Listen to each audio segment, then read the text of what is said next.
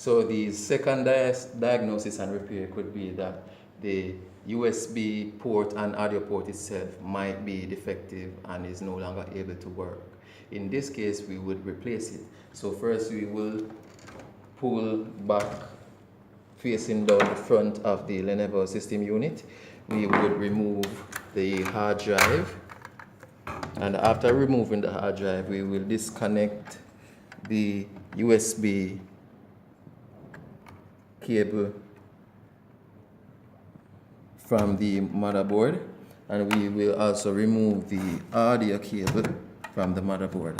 After doing that, we would use a screwdriver to loosen the screw that pulls the USB ports, the front USB ports, down onto the system unit. And so we would remove the system unit like this.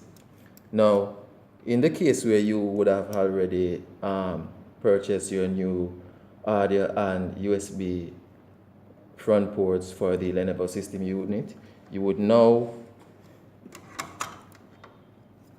put it in the slot, designated slot, and of course you would also need to screw in the screw that holds the port in place, like so.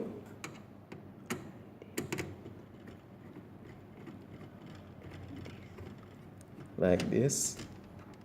And after finish doing that, you would connect back the USB port cable to the motherboard. That is the front USB port. And you would also connect the front audio port to cable to the motherboard as well. And so, as I am demonstrating here, you would reconnect the audio port like this, and there you have it, where the audio port is attached. Then you would put back the hard drive in its proper housing place.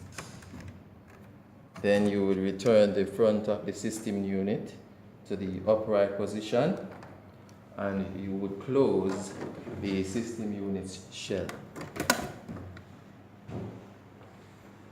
And that is how we would solve your grandmother's problem.